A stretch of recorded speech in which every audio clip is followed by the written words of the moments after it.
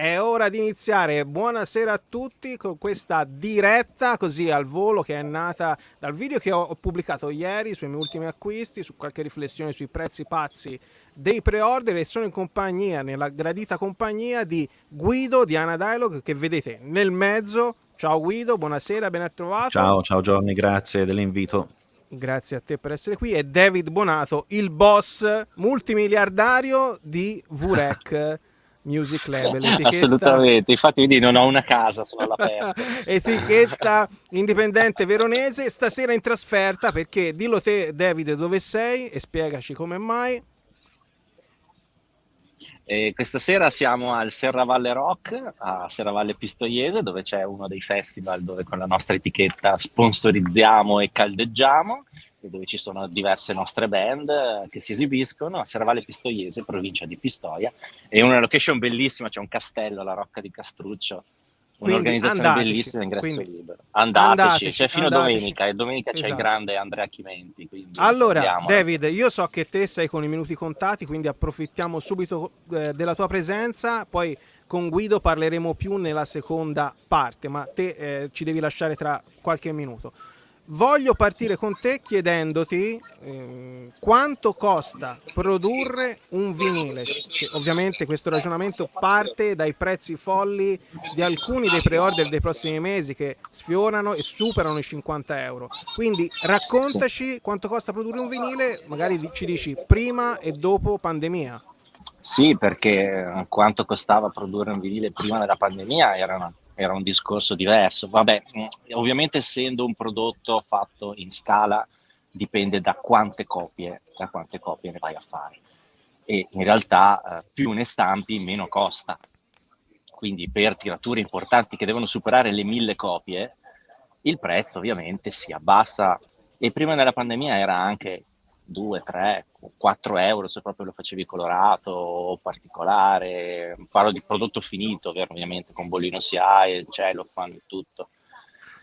E che Questo al ovviamente non pubblico vale. costava? E che al pubblico costava? Cioè, Al te quanto lo pubblico facevi? andava dai 20 euro, insomma, dipende poi, parliamo di grosse tirature, non ci coinvolgono molto perché noi, sai, come piccola etichetta facciamo tirature limitate, addirittura dalle 100, 150, 300 copie, 500 massimo, e quindi comunque i costi per noi sono sempre più alti, perché avendo meno economia di scala, però comunque rimanevano nell'ordine accettabile dei 5-6 euro, diciamo, sempre pre-pandemia. E Ok. quindi potevi stare tranquillamente a 20, 22 se autografato, colorato, 23. Se fai proprio, infatti tutto il catalogo su vrec.it più o meno era su quelle cifre qui. Poi o se fai gli sconti, i saldi, ok, puoi andare anche sotto i 20, abbiamo venduto anche a 19, 18. E oggi invece quanto costa produrre un vinile per Oggi è te? esploso. Allora, soprattutto è difficile farli, Mm, perché comunque ci sono, le major hanno preso totalmente le poche industrie che lo facevano, le proprie poche stamperie, e quindi noi piccole etichette ci siamo messi finiti in coda, e i nostri ordini vengono fatti soltanto dopo magari mesi, o dopo magari quando si è finito la tiratura dei Maneskin, che ne hanno stampati 1 milione di copie sì, per tutto il mondo, capisci? Perché poi oppure Adele, che ha preso tutte le sì, sì, stamperie si è impossessata d'Europa, di tutto. e quindi noi stiamo ad aspettare 6 mesi per riuscire ad avere una stampa. E detto questo, anche i prezzi ovviamente sono,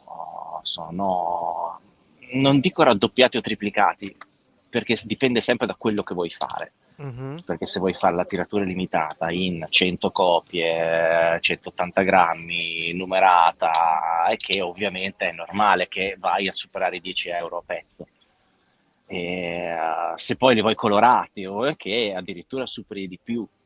Io nelle Ok. ultime produzioni ne abbiamo addirittura 12 euro di costo mio, Quindi che poi praticamente è raddoppiato.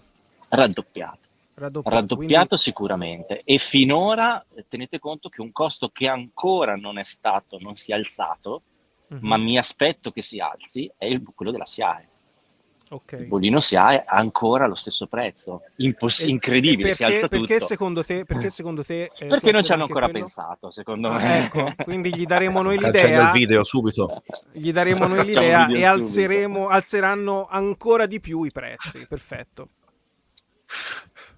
Però, esatto, diciamo che quello è l'unico costo invariato, tutto, dalla plastica del cellophane al materiale vinilico, alla carta. Mhm. Cioè, se fai un vinile apribile, gatefold, classico, o con dentro i testi, e che quindi devi fare tutto un certo tipo di packaging, Ok, niente, si alza tantissimo. ok. David, secondo la tua E esperienza, ovviamente anche noi. David, secondo la tua esperienza, Sì. quello che incide quindi è il costo del PVC o Del anche materiale vinilico e degli acetati, e degli acetati sicuramente. e delle liste di attesa, cioè praticamente del vinile da quando è stato pensato a quando te praticamente invii i file dove lo stampi alla stampa quella che poi ascoltiamo noi. Sì, esatto, e ovviamente quello delle tempistiche è stato un grave danno per noi piccole etichette, perché comunque tu sai bene che sono uscito con dei prodotti in CD e addirittura in musicassetta, ma senza avere il vinile, che è arrivato dopo 4 mesi dopo. Però ovviamente c'è stata la guerra che quindi i clienti hanno capito. Avevo dei pre-order già di persone che ringrazio sempre infinitamente, perché comunque la Vorec c'è, perché ci sono dei fan che comprano i vinili e hanno comprato dei dischi a gennaio e io li ho spediti adesso.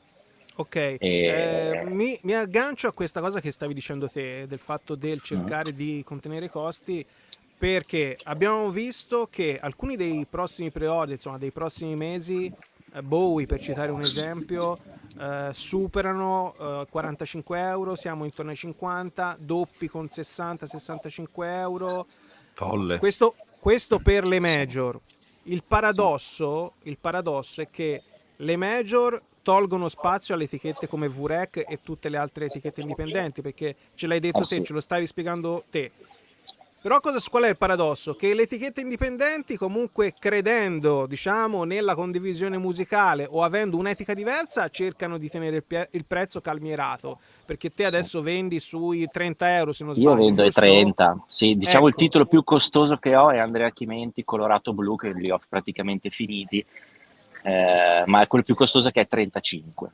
Il resto non c'è niente sopra i 30. ok, quindi ti chiedo, perché le major, la risposta la so, però voglio che tu la dica, perché le major vendono a 50-55 in pre-order su Amazon, perché poi nei negozi non ne parliamo. Io penso che sicuramente una major deve avere un certo guadagno, indice percentuale come tutte le cose, deve avere una percentuale di guadagno, quindi nel momento in cui si alzano i costi lo riversano completamente sul cliente. Questo senza dubbio, in più magari c'è anche un po' di speculazione, o comunque di approfittare forse di un trend discografico dove comunque il vinile c'è più disposizione a spendere di più rispetto a un prodotto come CD o cassetta, che magari è Guido, sì, sì. considerato più cheap, mettila Guido, così. te come la vedi? Ma in realtà mi frullava in mente una domanda, abbi pazienza, volevo capire, ma per caso, visto che c'è tutta questa corsa e c'è la lunga fila per stampare, ma qualcuno sta facendo qualche asta o qualcosa di questo tipo per saltare la fila magari? Te hai In, idea se questa in che cosa... senso? In che senso? Qualche asta per saltare il filo? Nel senso per riuscire a stampare il tuo vinile prima di altri, visto c'è così Ah, tanta domanda e non si riesce a stamparli. ma io credo, poi risponde meglio Sì, David, sì, io ti dico tutto è quello che tuo. penso io, l'idea che mi faccio io è che naturalmente ci sono dei rapporti privilegiati con le major che spendono un tot dalla stamperia, quindi la stamperia Passano avanti. ha un canale privilegiato, però ho anche Sì. letto che ci sono delle stamperie che hanno per scelta etica hanno deciso di comunque lasciare uno spazio alle etichette indipendenti. Non lo fanno tutte, Meno male. però c'è chi lo fa. David? Dove io stampavo a Europress a Paullo, che bravissimi, ho sempre stampato da loro, qualità super, mi hanno chiaramente detto, sono anche andati a trovarli, non facciamo più le etichette dipendenti, cioè ci Ah, fornisce soltanto Universal e Sony. ce l'ha proprio Ottimo. detto. È inutile Ma che il- ti dica che ti facciamo aspettare 8 mesi, ok, cioè e il ci danno motivo? loro i progetti e Il basta. motivo? Perché lì Perché c'hanno guadagni... Cioè, qual è il motivo? Perché tanto te li paghi, a loro non gli interessa la vendita del disco, no?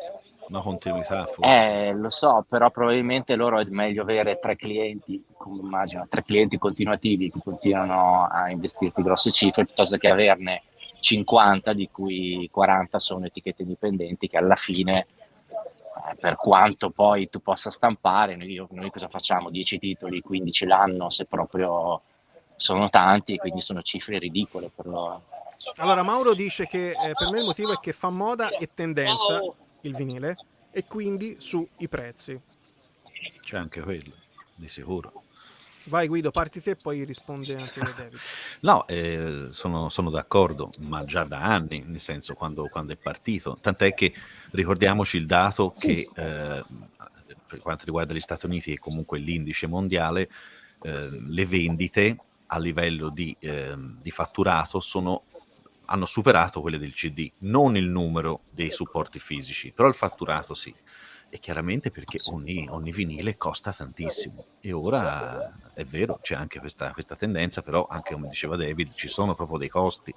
Come abbiamo visto con l'elettronica, la pandemia, cioè non c'è verso di trovare una PS5 a Sì, morire. Sì.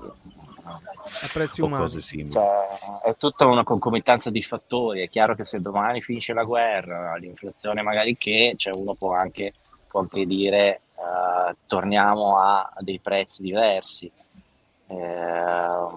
Però su certi titoli di catalogo, soprattutto grandi nomi, è ovvio che se escono delle tirature, i prezzi saranno sempre più alti. C'è un po' Ed è- anche secondo me questo aspetto, tipo ti ricordi Johnny si era fatto quell'osa sullo scalping, cioè finché Sì, sì, sì, comunque sì, sì. noi compriamo qualsiasi cosa, qualsiasi Quello prezzo sempre, loro ci certo. mettono, ragazzi, qui con loro Assolutamente. giustamente alzano Quello, l'asta. Chi, lo fa- sì, chi non lo farebbe? sì. Non è etico, però no, il ma business è l'etica non va quello. più di moda, dai, ragazzi. Non prendiamoci Comunque in sai, giro. un conto è il singolo imprenditore che dice ok, io i miei titoli non voglio venderli a più di 30 perché comunque sono un singolo imprenditore, faccio delle scelte, una multinazionale ovviamente probabilmente no, se c'è la tendenza a continuare a alzare i prezzi. Sì, Quello che sì. magari possiamo dire è che non c'è solo la musica, c'è tantissima musica di qualità, ecco magari cercate un pochino dei progetti, tanto potete ascoltare, c'è mille modi per conoscere band nuove o situazioni nuove e quindi magari ecco, mettere un po' più di curiosità e non magari investire tutto il budget nei tra virgolette soliti nomi. Questo magari è un piccolo appello, ma vabbè, relativo, Assolutamente. perché poi ovviamente si sa che se escono dei titoli particolari, ovviamente hanno un certo tipo anche di comunicazione. Certo, certo, è sempre più difficile far arrivare dei progetti Mhm. più piccoli, anche se Sì. interessanti.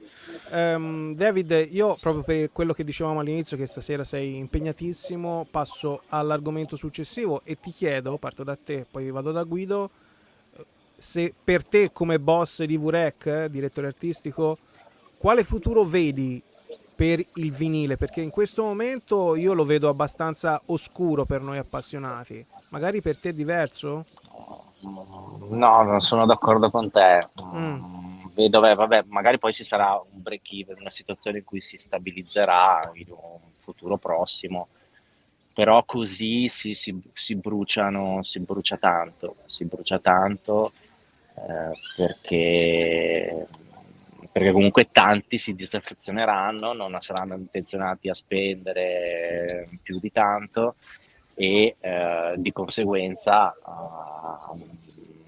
non lo so, per noi come piccola etichetta noi faremo sempre meno produzioni per i motivi che abbiamo detto, sia per i costi tutti da anticipare, perché la realtà è che comunque l'etichetta anticipa Giusto. tutto e poi vende.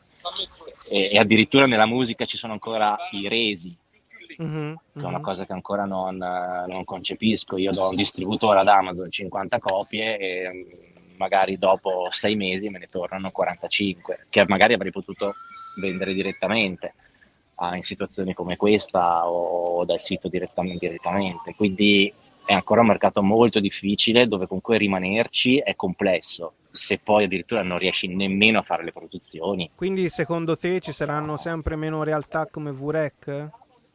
sempre meno realtà come vorrei. Sì, E sì. quelle che ci sono Sì, sì, rischiano questo sì. poi...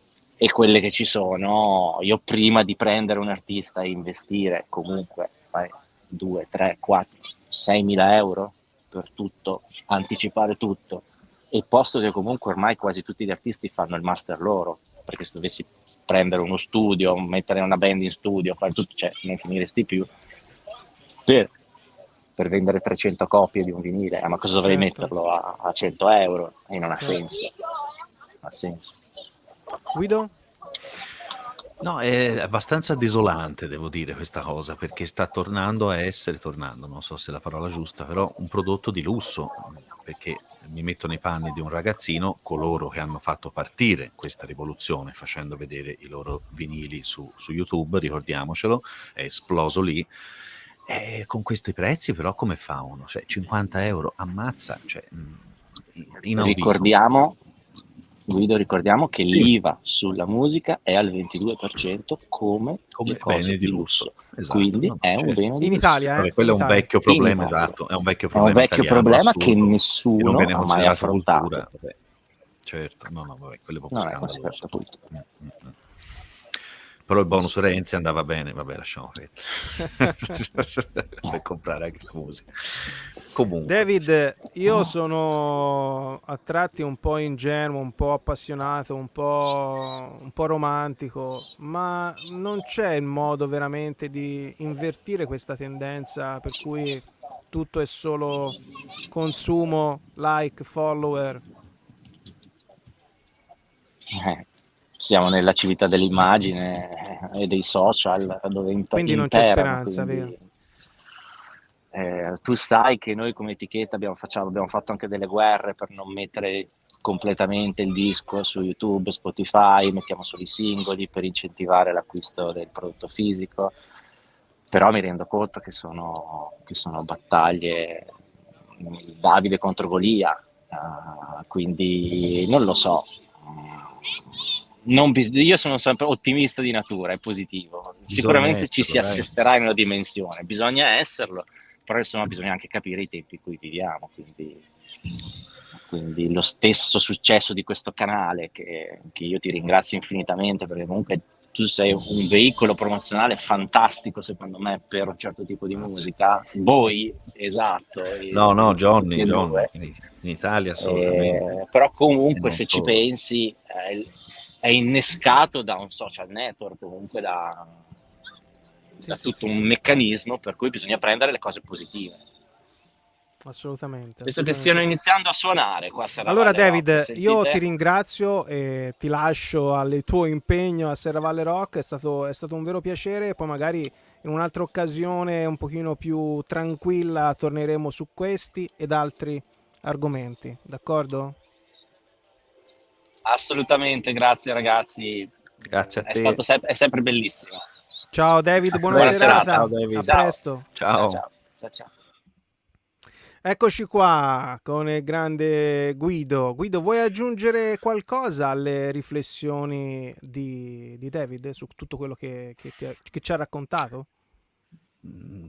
Sì, stavo pensando che in effetti, su quello che stavo dicendo prima, il prezzo sta allontanando le persone, prima di tutto. E poi, che tra l'altro è il secondo argomento che noi tratteremo, è la qualità, perché vedo anche nei commenti, giustamente, qualcuno sta dicendo anche, ora mi vengono i termini in inglese, abbiate pazienza, la stampa stessa, la masterizzazione, il tipo di vinile, s'era partiti con un certo livello e ora però guarda caso il prezzo inversamente sale e questo la gente piano piano se ne accorge e poi abbandona, perché tanto ha tantissime altre possibilità di scelta per utilizzare la musica, ascoltarla, cosa che in passato non c'era, e quindi democrazia pura e giustamente a un certo punto una grossa fetta ci abbandonerà e sta già tornando a CD e altre cose per rimanere sul tema fisico, diciamo.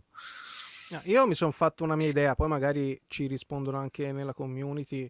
Io credo che in realtà questo ritorno del vinile ha interessato il pubblico, molto di più il pubblico casual, che non aveva mai, magari non aveva neanche avuto un giradischi. Tante persone si comprano il Sì, vinile e non hanno un giradischi, e le fisime che mi faccio io quando devo fare un video, che mi lavo il disco, che mi guardo tutti i crediti, che sto attento al packaging, all'artwork, quante copie, vado a vedere la differenza con la prima copia. Queste ovviamente sono cose folli. Una persona normale, no, no, vabbè, standard, queste cose non le fa.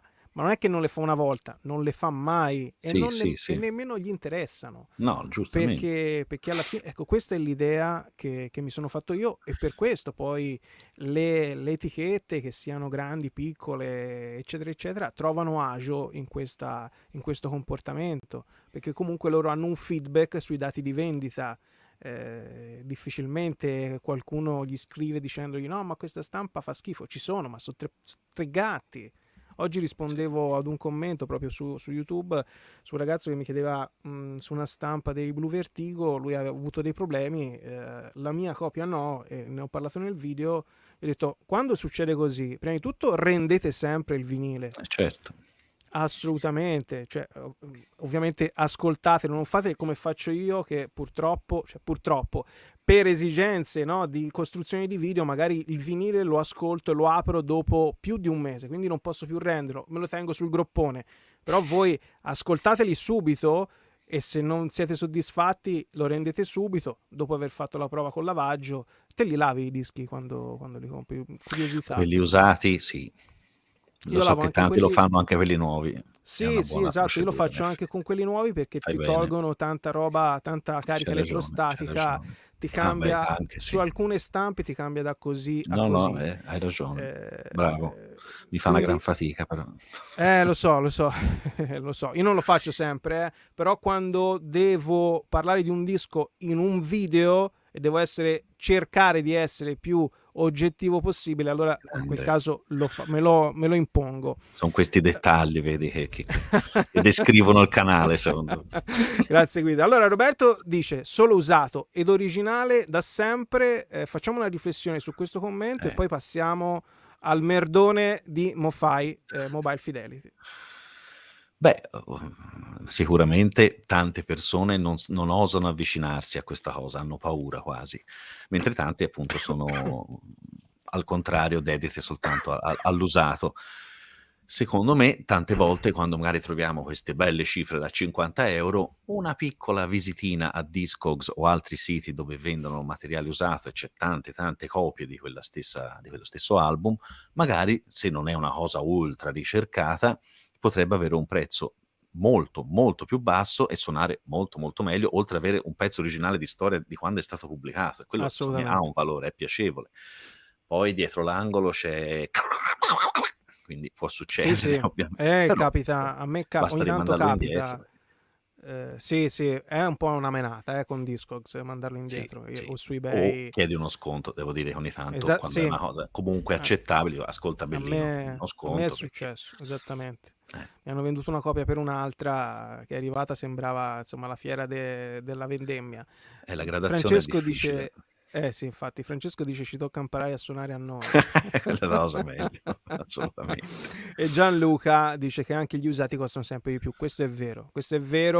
Bisogna essere Online poi.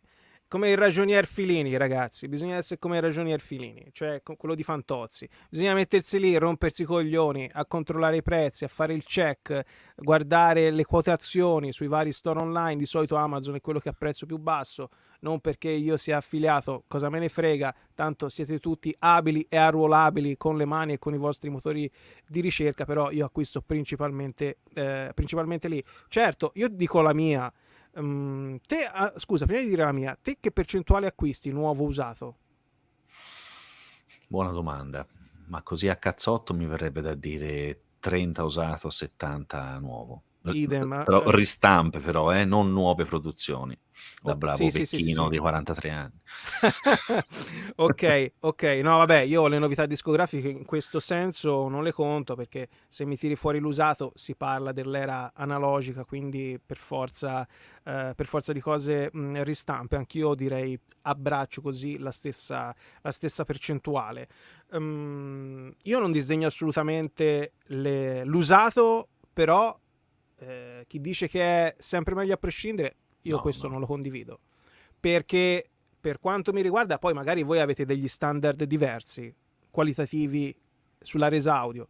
Per quanto mi riguarda, se non è minimo né Armint, neanche lo guardo io su No, Discogs. sono d'accordo, near mint minimo, perché Ma tanto poi ci minimo. giocano sul VG, ci giocano tantissimo, ti beccano dentro anche la sabbia, non hanno problemi. Esattamente, perché poi anche lì dipende da venditore a venditore. C'è il Near Mint che è più perfetto del Mint di alcuni altri, e il Near Mint che infatti è VG, X, eccetera eccetera. Quindi bisogna stare sempre molto attenti, e l'usato richiede una manutenzione di più. Per l'usato il lavaggio è obbligatorio, se per il nuovo su alcune stampe è facoltativo, ma per l'usato è obbligatorio, quindi quella è una cosa, lavadischi, manuali, ultrasuoni, eccetera eccetera, quelle fanno anche il caffè. Quindi ecco, secondo me bisogna cercare di essere elastici nelle nostre passioni, perché viverle... Guido, Ecco. ci sei? Ecco, no, non c'ero. Eccoci. Sì, Ti avevo eravamo visto un scomparsi attimo. entrambi. Sì, Ecco, ci sono. dicevo, bisognerebbe essere un pochino più elastici nelle nostre passioni, perché sennò corriamo il rischio di educare altre persone all'intransigenza, che è quello che io non certo. vorrei mai fare, mentre invece tutto ha una ragione di esistere, l'usato e la ristampa. Perché? Perché io che ho 18 anni, ad esempio, non mi vado a comprare la prima stampa che costa 60 euro, mi compro la ristampa che costa 25, o addirittura me la compro in edicola che costa 18, è anche meglio. Ecco, capito? questo bravo, è un punto importante, perché uno pensa sempre nuovo e primissima edizione. Beh, cavolo, c'è un mondo lì nel mezzo, c'è dove seconda, terza, quarta, e tra l'altro sono tutti da nastri analogici, se si sta parlando degli anni 70, 80, 90 di solito. Quindi assolutamente anche quella è una buona idea, un buon consiglio. Non c'è soltanto la prima edizione, che tante volte non è detto che suoni meglio della seconda o la terza, bisognerebbe andare a vedere. Però sai anche te, se girovaghi un po' nell'online, che c'è l'intransigente che dice solo prime stampe. Di solito sono quelli che si esprimono, poi se lo dicono per vanto, per piaggeria, quello non lo so, questo non te lo so dire, però è anche vero che il collezionista intransigente dice solo prima stampa, 80 euro. Per me è più importante è il paese d'origine del disco, perché se è un album inglese suonerà molto meglio, e questo non è un luogo comune, un'edizione inglese dove il master vero c'è. Se tu vai a comprare quello di Yugoton fatti in Jugoslavia con i master tremendi che ci avevano, infatti si trovano i master a 200 euro su eBay della Yugoton che fanno defecare, diciamo, io ce n'ho un paio, sono veramente tremendi, ti fa capire come erano anche i dischi poveri jugoslavi all'epoca, negli anni 80, e così dicendo. Tipo ad esempio quelli tedeschi sono ottimi in molti casi, quelli americani tante volte no, però è lì che c'è il master, si torna un po' su questo aspetto analogico. Poi se si sta parlando di digitale, nuove produzioni, certo, sempre io. Faccio soltanto un altro commento su una cosa tecnica che secondo me è interessante, che non è sempre vero, tornando a questo leitmotiv del il vecchio è sempre meglio, soprattutto ora questa cosa non è più vera, proprio perché, ad esempio, per quanto riguarda mi viene da fare gli esempi che conosco soprattutto io compro tantissimo musica jazz, e se voi andate a cercare un originale jazz, non so se l'avete mai fatto, si sta parlando non di centinaia ma di migliaia di euro, perché sono inarrivabili. Ecco, ora con queste nuove serie che stanno facendo, anche da digitale per carità, però ora stiamo parlando soprattutto da un punto di vista analogico, tipo quelli del Tom Poet o quelli di Blue Note o tutte quelle edizioni che stanno facendo ora dai master, finalmente stanno creando i dischi senza compressione, perché comprimevano la parte bassa per poter essere suonati nei giradischi del cacchio all'epoca. Quindi quello che stanno facendo ora è 10 volte meglio, c'è tutto finalmente alla banda. Esattamente, solo è proprio uno degli aspetti da tenere in considerazione, perché sì, Allora, se gli diamo un valore filologico a quello che dice Maurizio, le prime stampe sono un valore, le ristampe no. È vero. Filologico sì, nel senso c'ho il disco che è Sì, uscito, sì, però certo. ragazzi, e mi rivolgo a chi la pensa in questo modo, ma il valore ve lo dà l'oggetto feticcio o anche quello che c'è inciso? Perché se no, cioè ragazzi, È la differenza tra collezionisti francobolli, secondo me, e chi ascolta la musica. esattamente, esattamente. Per me conta più la Spesso, musica. esattamente, spesso quando faccio magari un video in cui analizzo prima stampa e ristampa, mi è successo con Dalla, Queen, Stones, eccetera, eccetera, e vengono fuori i vantaggi tecnologici, c'è chi dice no, ma è meglio la prima stampa perché è quella che è uscita. Ho capito, ma ragazzi, alla fine oggettivamente la dinamica è migliorata, la scena sonora è migliorata, va bene, dimmi che preferisci la prima stampa per un discorso storico, però non essere come i cavalli con i paraocchi che guardano solo quello, va preso insomma nel suo complesso. Sì. Allora, è una cosa che poi dice anche Nicola, che saluto. Il vero valore è la qualità del suono, questo è un punto in cui io insisto molto. Sì, anche a me piace avere la prima stampa di alcuni artisti, alcuni album, mi piace avere anche la prima stampa o quando la ristampa non c'è, ad esempio. Ci sono alcuni dischi italiani Sì, di cui le ristampe non esistono, quindi vero. va bene la prima stampa. Hai la scusa Però, almeno lì. esattamente, però quando poi confronto le varie edizioni, io mi ascolto quella che sento meglio, quella che mi dà più piacere ad ascoltarla, che sia una prima stampa o una ristampa. Cioè sono vari gli aspetti da considerare. Sì. Che dici, Guido? Sì, sono d'accordo assolutamente. Per me l'alta fedeltà è appunto quello che io sento su un vinile. Se è quello appena pubblicato, ascolto quello, sono d'accordo. Non mi importa che non sia quello degli anni 70, quando è uscito quel preciso giorno, preciso anno. Se le cose collimano, meglio, soprattutto anche il prezzo. Altrimenti, pazienza. Sì, infatti. Guido, voglio la tua su questa cosa, perché io Oh mamma mi sono già mia. Allora, espresso. io ho fatto anche un video su questo, ho fatto un test, mi sa che l'hai fatto anche te un test su questa cosa. No. Allora, i picture disc usateli per zeppare le seggiole, questo ve lo dico perché sono Io dico, io li purtroppo... appendo. Ecco, è Ci un buon faccio i utilizzo. quadretti. È un buon utilizzo perché c'è troppo poco vinile per metterci la carta e quindi non viene bene il solco.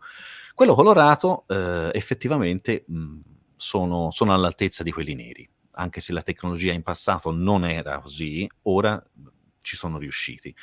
Eviterei come la peste quelli che brillano al buio, quelli sono proprio inascoltabili. Fighi, mi immagino, però no.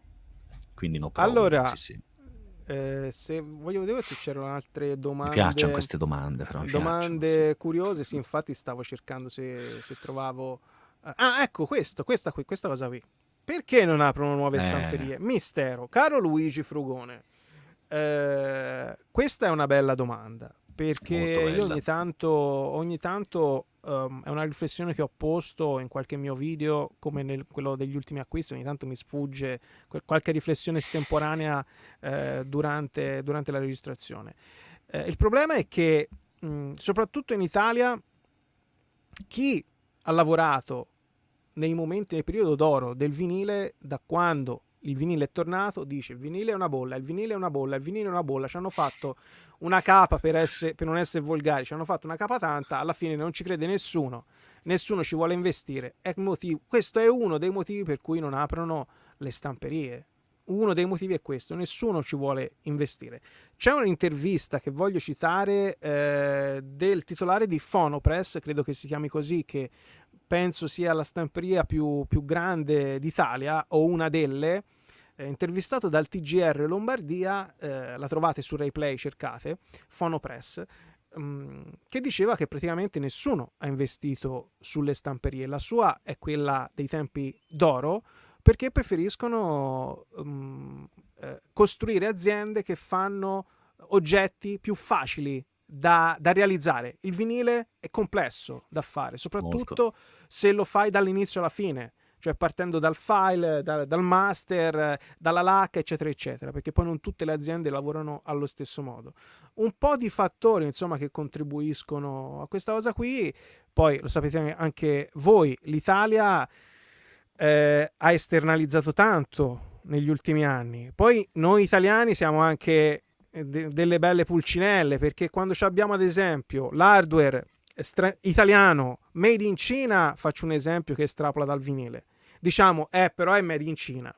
Quando abbiamo l'hardware italiano fatto tutto in Italia, che però alza il prezzo, dice però il prezzo è troppo alto, ragazzi, decidiamoci, però veniamoci incontro, cioè lascio a te la parola sul discorso stamperia. Allora, sì, purtroppo sono estremamente costose. È una tecnologia molto vecchia, ci vogliono le persone che sanno come manutenere questi attrezzi, cioè è tutto un sistema.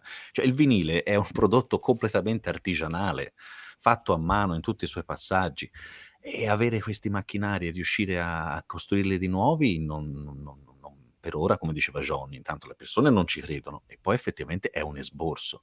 Io per questo anche spero tanto che parta questa cosa dell'HD, del vinile in HD. Non so se questa cosa è nota in Italia, però insomma c'è questa ditta austriaca che sta da anni promettendo di rilasciare questa nuova tipologia di vinile, dove non è soltanto la ultra qualità, eccetera, eccetera, di come sarà fatto, ma anche il modo in cui verranno prodotti i dischi molto più rapidamente, molto più perfettamente, e lì ci sarà la svolta. Prima o poi qualcuno ci arriverà, perché se noi manteniamo questi trend di costi e acquisti, qualcuno alla fine si sveglierà, però per ora siamo proprio all'800, 800 no, ma Assolutamente, primo purtroppo 900. sì. Ci Come vorrebbe anche un mecenate. i torni per tagliare le lacche, anche quelle cioè, sono pochissime al mondo.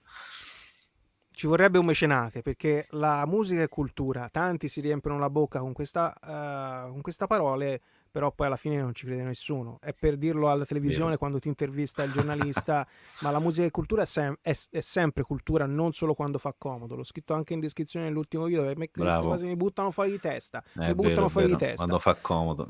Allora, e ci colleghiamo al prossimo argomento. Avevo visto una cosa che mi interessava. Eccoci qua. E ci colleghiamo al prossimo argomento. Anxe 77. Ciao ragazzi, compravo solo prime stampe. Grazie al confronto con certe stampe fatte bene non c'è paragone. La ristampa fatta bene vince a mani basse sulle prime stampe. Questa è una cosa che stava dicendo prima Guido sull'evoluzione comunque della tecnologia, che è cioè, inevitabile che succeda così anche nel vinile. Succede con le macchine, succede con i telefoni, succede con i televisori, con i nostri computer. Perché non dovrebbe succedere nel vinile? Perché ci sono i forum di collezionisti anonimi che dicono è meglio la prima stampa, tum tum, e battono la testa nel muro? No, bisogna avere cervello e bisogna usare le orecchie e usare anche il cervello. Non prendiamo i fittoni. Ovviamente anche qui, no, lui dice la sua esperienza. Non tutte le ristampe sono fatte bene, ma questo è ovvio, ma nemmeno le prime stampe erano fatte bene, perché ci sono certe prime stampe cioè, che vanno bene solo come frisbee. È la leggenda dell'oggetto di una volta, che è meglio per forza. Si stava meglio quando si stava peggio, si stava meglio prima. No, Guido, cosa ne pensi te? Sì, no, l'abbiamo detto anche prima, assolutamente, sono d'accordo. E sul discorso delle ristampe, perché dicevo che ci si aggancia al secondo troncone, e lascio a te la parola. Il merdone di Mofai. Mamma mia, detto Mofai Gate. Allora, no, probabilmente è giusto fare un piccolo quadro della situazione, della storia di quello che sta succedendo, per coloro che non sono aggiornati, giustamente, anche perché in confronto a che sta succedendo ora sono qui in Quisiglie, però stiamo parlando di vinile e questo è. Cosa succede? Che una famosissima marca di LP audiofili, non solo di LP in realtà, hanno fatto cassette, fanno CD, super audio CD. Hai qualche stampa al volo da farci vedere? Certo, allora, vai. Li riconoscete da questa striscia che compare in tutte le loro edizioni, orrenda tra l'altro secondo me, perché vai a sciupare l'artwork, però esattamente, se no c'è anche questa. Ah, ecco. Allora qualcuno ce le ha da qualche parte. Ti ricordi la differenza tra Mobile Fidelity Sound Lab? Vai, diccela, dici anche questa al volo e poi parti con la storia. Allora, sì, la differenza principale però tra l'altro è funzionale anche per dopo, semplicemente che quando c'era scritto Original Master Recording, l'LP è stato ottenuto dai master originali, molto semplicemente. Mhm. In che modo? Ne parleremo tra un attimo. Soprattutto, Esattamente. mentre invece quando trovate quella argento, significa che loro hanno avuto un piccolo problema, probabilmente non hanno trovato o il master originale o addirittura anche soltanto una traccia. Pensa quanto erano etici un tempo. E quindi loro, così, per correttezza, mettevano questo, che vuol dire che non è esattamente quello che era nell'originale master, anche perché magari è stato perso, bruciato, ne hanno persi talmente tanti, ne hanno bruciati come sigarette purtroppo in alcuni contesti. Allora, qual è il problema? Il problema è che Mobile Fidelity produce dischi di alta qualità audiofili dagli anni 50 e le loro grandi produzioni come queste arrivano soprattutto negli anni 80, 90 e anche i primi anni 2000, soltanto che come è stato fatto fino a quel periodo lì, tutti noi audiofili, tutta la comunità pensava che fossero ottenuti dai veri master analogici, quindi tutta la catena completamente analogica. Ed era, ripeto, era realtà, è vero, è stato vero fino a un certo punto. Poi hanno introdotto un step, un passaggio digitale. Però andiamo con ordine. Cosa è successo? Pochi giorni fa già si vociferava che c'erano almeno alcune produzioni digitali per ovvi motivi. Ad esempio, siamo nell'anno dell'anniversario di Thriller. Mobile Fidelity ha annunciato di mettere sul mercato 40.000 copie. Voi capite che di sicuro loro non avrebbero mai avuto il permesso di poter passare il master originale 40 volte, perché più o meno ci vuole un passaggio, tagli una lacca e quella lacca poi riuscirà a darti 1 migliaio di copie. Ecco. E questo è il 40 procedimento volte. one step, giusto, Sì, Guido? sì. Allora, traduciamolo Eviti di fare- magari per i meno audiofili. Cosa dovrebbe fare? Cosa avrebbe dovuto fare quindi Mobile Fidelity? Ottenere una copia quanto più vicina all'originale, giusto? E farla pagare come un rene. Allora, sì, nel senso, loro hanno sempre dichiarato di partire dal master originale. Cosa è successo? Da pochi giorni è uscita un'intervista, a cura di Mike Esposito di The In Groove, del canale YouTube The In Groove, dove ha intervistato finalmente le persone che fanno la masterizzazione e finalmente hanno candidamente ammesso che non solo qualche edizione è digitale, ma tutta la loro catena, tutte le loro produzioni hanno uno step digitale. Perché loro hanno principalmente una produzione classica dove fai la madre, il padre, che sono praticamente la reazione di una matrice su vari passaggi per creare poi i vinili. Poi hanno quello da $125 dove loro praticamente fanno un solo passaggio. Evitano di fare tutte queste copie che di solito il vinile ha bisogno. Ma a parte questo, per fare questo cosa hanno fatto? Hanno creato un master, partendo sempre dai nastri originali, ma un master digitale, cioè in DSD 4x, cioè una risoluzione altissima. Infatti i risultati sono buoni.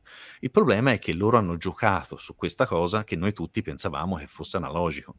E quando è uscita questa cosa di Thriller, oppure è uscita anche la versione di Kind of Blue di Miles Davis, quando sappiamo che non ci sono questi master, allora tutto è stato chiaro. E alla domanda hanno finalmente ammesso che praticamente fino al 2015, ma addirittura fino al 2008, dicono 2005, è tutto digitale. Partono sempre dai master originali. Questo è importante, secondo me. Non hanno mentito su quello, solo che non hanno usato i nastri per tagliare le lacche. Hanno digitalizzato quel master e poi hanno tagliato le lacche. Che è quello che Secondo me, succede con le ristampe, diciamo, migliori delle major certo, commerciali, quindi Universal, esatto, Sony, Warner, eccetera, eccetera. è vero. Ad alta risoluzione, PCM, non DSD, lo fa la Sony, ottimi risultati, no problem. Il problema è che loro... Ottimi risultati. Sì, assolutamente. Il problema, è che loro non l'hanno dichiarato. È che praticamente loro ci hanno un po' marciato sul discorso che la community li elogiava e comunque li comprava perché pensavano che fosse puramente analogico, proprio per Esatto. legarci al discorso della filologia, no? Io compro quello perché è una ristampa però al 100% analogica e E quindi poi alla fine come sta andando in questi giorni? Te hai fatto anche un video che è linkato nella descrizione di questa live, quindi andatevelo a vedere se avete un minimo di dimestichezza con l'inglese, tanto Guido si capisce. E cos'è successo nella tua community? Che commenti hai ricevuto? Commenti molto differenti e devo dire che personalmente la questione è solo una, a mio avviso. Prima di tutto diciamo che non c'è mai stato scritto in nessuna edizione che questi sono 100% analogici, quindi loro hanno già il cosiddetto sedere parato, assolutamente. Hanno giocato appunto sulla la nostra credenza. Bene. Però qual è il problema? Il problema è che li fanno pagare come se fossero oggetti 100% analogici, perché hanno effettivamente un costo molto più alto. Per la manodopera hai bisogno di un Diciamo operatore quelle che costano specializzato. meno, quanto costano? Beh, quelli che costano meno, oddio, qui da noi in Europa comunque tanto, siamo sui 75 60-70? euro. Sì, ma infatti anch'io ce ne ho 5 o 6 perché sono prezzi ridicoli. Là in America un po' meglio, insomma, intorno ai 40, cose così, Mhm. $40, ma dipende un po'.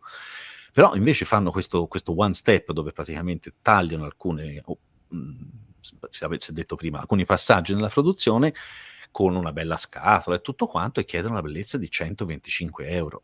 E lì è proprio palese che loro stanno giocando su questo aspetto dell'analogico, del 100% analogico.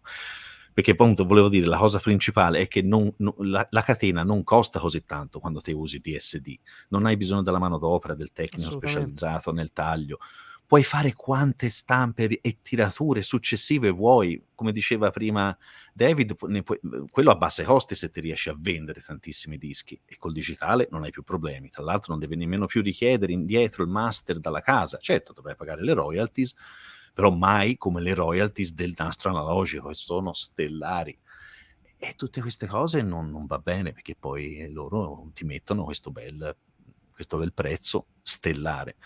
Mentre invece tante persone si sono concentrate sull'aspetto analogico digitale, il risultato. Dice: "Allora hai visto? Ci siete cascati tutti, sono ottimi, un'ottima qualità", e nessuno infatti argomenta su quello. Benissimo, anzi è bello che ci sia questa produzione digitale in altissima qualità. Certo, mi viene da dire facciamo una comparazione magari, cerchiamo Sì, di sì. sentire anche come verrebbe con il nastro originale, senza il passaggio DSD prima di tutto. E va bene, casomai qualcuno spero lo faccia a un certo punto. E poi, cioè non vedo questa importanza su questa cosa qua, perché chiaramente se noi abbiamo ci piace quello che sentiamo, perché non comprarlo? Non ci sono problemi. Io sono il primo. Io non sono mai stato un grande patito dei Mobile Fidelity, infatti ce ne ho 6 o 7, non di più.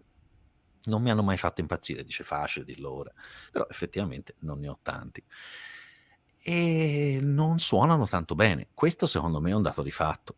Magari quelli one step, sì, devo dire la verità, non ne ho nessuno, proprio perché mi sembra veramente un prezzo esoso per un disco. Allora Sì, sì, preferisco certo. spendere appunto 40, 50, 60, 70, 80 euro per quello originale che sarà probabilmente meglio, forse non è detto. Assolutamente. Assolutamente. E Veniamo, niente, veniamo a sentiamo un po' quello che cosa poi dicono. è successo con la lettera di scuse di Mofai, che è di questi giorni. Questa qui è una vicenda. Ah, sì. A quando risale più o meno? 10 giorni fa, 2 settimane fa, più o Sì, meno, sì. lo scoppio del Anche se bubbone. perché lui l'ha annunciato sul suo video, Mike Esposito, però poi ha pubblicato l'intervista, che quindi la prova provata, come si suol dire, sì, una settimana fa a questo punto. E lì è esploso proprio il bubbone. Tra l'altro hanno pubblicato un'email dove dicevano, guarda, garantendo all'utente privato che era tutto analogico. Quindi lì in quel frangente mentivano spudoratamente. Sempre che l'email sia vera, perché ormai chiaramente la Mhm. gente mette in Certo. giro tutto, quindi lo prendiamo con le molle. Sì, infatti, giusto penso ieri o ieri l'altro, è uscita poi finalmente una dichiarazione. Che io Che so che... metto in condivisione schermo, così magari chi ci segue la può vedere, se riesco a farlo naturalmente, perché ho aggiornato il browser e Inizia a leggere, allora se è non stata la parte annullata. Fai italiana. attenzione. Vai te. Poi se riesco la Allora, metto. io ve l'ho tradotta, ve la leggo. Allora, Noi di Mobile Fidelity Sound Lab siamo a conoscenza dei reclami dei clienti sull'utilizzo di tecnologia digitale nella nostra catena di mastri. Ci scusiamo per l'uso di un linguaggio vago che ha permesso a false narrazioni di propagarsi e per aver dato per scontato la buona volontà e la fiducia che i nostri clienti ripongono nel marchio Mobile Fidelity Sound Lab. Riconosciamo che la nostra condotta ha portato rabbia e confusione sul mercato.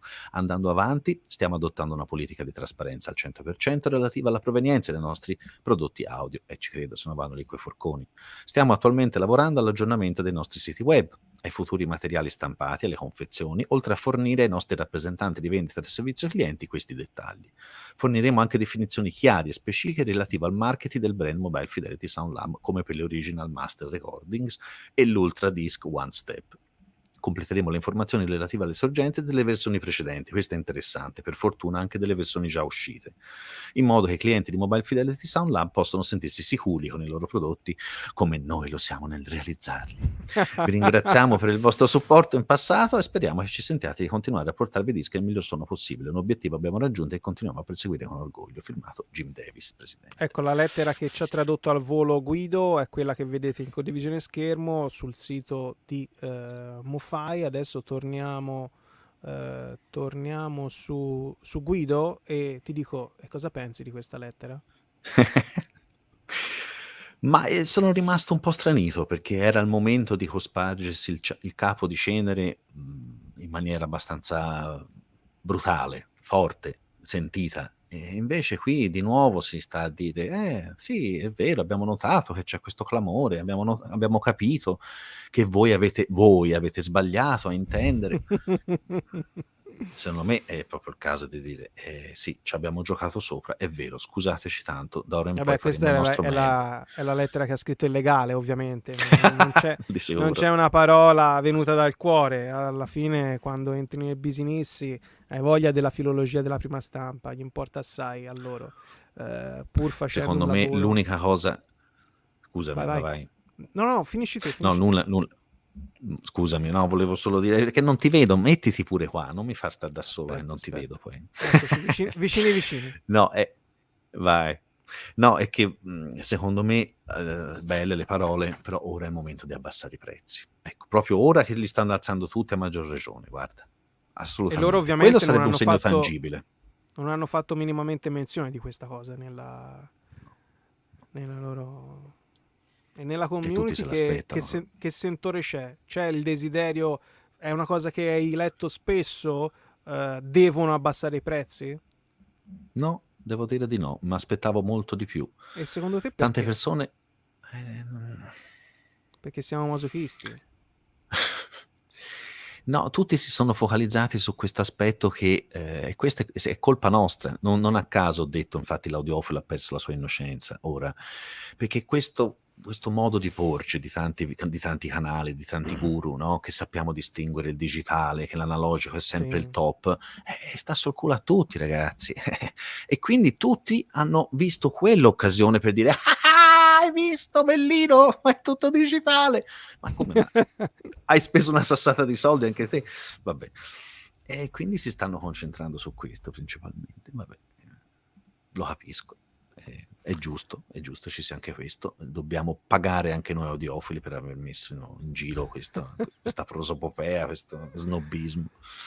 Beh, sì, alla fine si ricollega a quello che si diceva prima, no? Nel senso, bisognerebbe cercare di essere un pochino tutti più elastici e prenderci meno sul serio, perché alla fine, cioè, di quello si tratta. È una passione, per quanto la musica, l'arte sia bella, poi non complichiamola, ecco, oltremodo, c'è già la vita che ci pensa.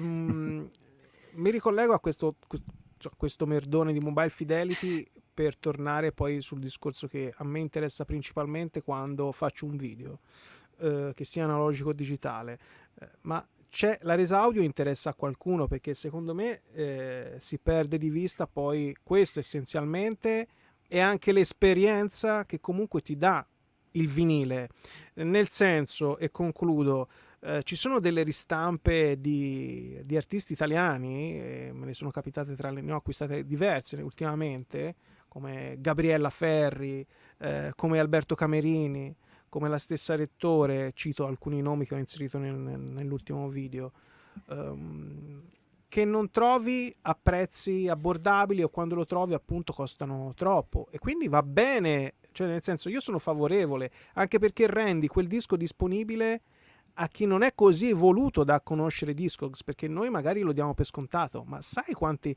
non so te, ma sai quanti commenti ricevo Certo. di gente che non sa neanche come aprirlo Discogs?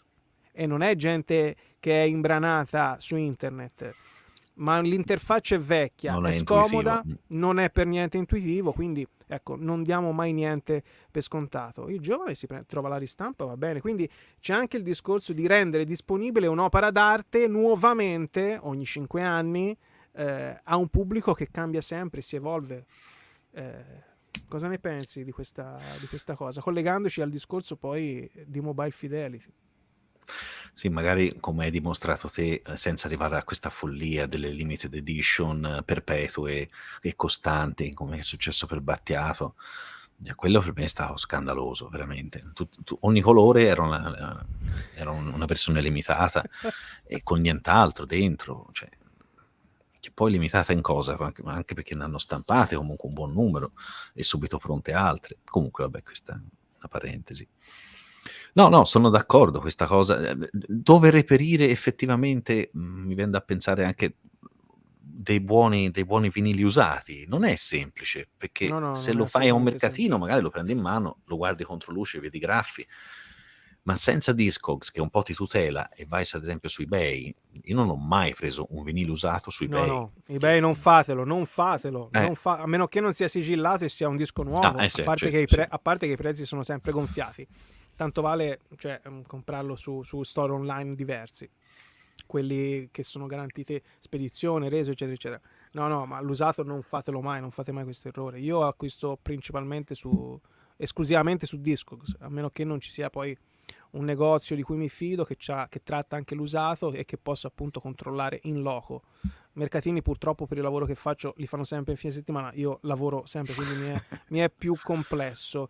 Cosa pensi di questa cosa che dice Nick? Se si abbassano i prezzi ti si abbassa anche il valore della collezione, però a me non interessa se io ho, anziché 30.000 euro in collezione, io parlo per me naturalmente, non voglio dire che debba essere così per tutti. Se da Certo. 30.000 mi passa a 25.000, ma a me cosa me ne frega? Io sono contento di averci quel disco in discoteca, insomma, nel Kallax. E questa è interessante perché è proprio uno spartiacque dell'approccio, mi sembra, a come ci si avvicina al vinile e come lo si utilizza. Tipo, mi scriveva ogni tanto qualcuno scioccato che io non faccio la procedura di prendere il disco, di metterlo esternamente in modo da tenere, di non fare lo ringware, di non sciupare la Sì, sì, copertina e tutta quella cosa lì. Io no, io voglio toccare la carta, voglio che il disco sia dentro come era stato concepito. Questo discorso qui è invece chi ha un interesse proprio come francobolli, vuole tenerli nella massima condizione possibile, anche come investimento, e secondo me, anche se i prezzi ora fluttuano, tra 20, 30, 40 anni stai tranquillo che se sono roba di qualità, non quelli De Agostini, con tutto il rispetto dei Agostini, ma nel senso che quando hanno l'etichetta di Agostini cala il prezzo automaticamente, in questo assolutamente. senso qua, perché stanno facendo anche delle cose buone anche loro, per carità. Ottime. E allora sì, secondo me si può stare tranquilli nella longue durée. Ora magari c'è una piccola svalutazione per i mobile fidelity di sicuro. Però insomma, io li prenderei, se me li fai a 15 euro te li piglio 100, te ne piglio. È tutto relativo, infatti. Assolutamente. Allora, su dischi inculate, sì, questa qui è una cosa che dicevamo noi. Questo il CD, il No, Super santo. Audio CD. Ah, il Super Audio CD, il Super Perché, Audio. vedi, perché loro furbi facevano il master per il vinile, intanto ci vendevano anche una paccata di Super Audio CD. Già quello doveva dirci qualcosa. No, io ho fatto un video che mi sono stupito anch'io, perché io di solito delle volte faccio dei video e i risultati li scopro mentre lo sto facendo, di una comparazione con un nastro che ho di questa edizione qua. Ecco, io veramente sono stupito di quanto questa edizione qua, di questo disco, poi altri magari sono splendidi, questo è veramente pietoso e dovrebbe essere un Super Audio CD. Secondo me è gravissima questa cosa. E il nastro, la cassettina preregistrata, favolosa. Tutti ci sono cascati nel test che avevo messo. Comunque, poi hanno fatto anche grandi cose, per carità. Sì, sì, certamente non tutte le stampe e le ristampe riescono col buco e Meglio. anche, Questa nella roba qua, solita... comunque questi CD sono buoni dal punto di vista digitale. Sì, sì, ma infatti chiaramente poi è scoppiato il bubbone, però come sei giustamente te, sei obiettivo, sai riconoscere quando c'è un prodotto valido e qualcuno no. Ho letto un commento prima, che non mi ricordo chi l'ha scritto, perché te sei uno di quelli che crede, che ha creduto da anni nella cassette culture. È una riflessione, è una riflessione che facevo anch'io qualche giorno fa.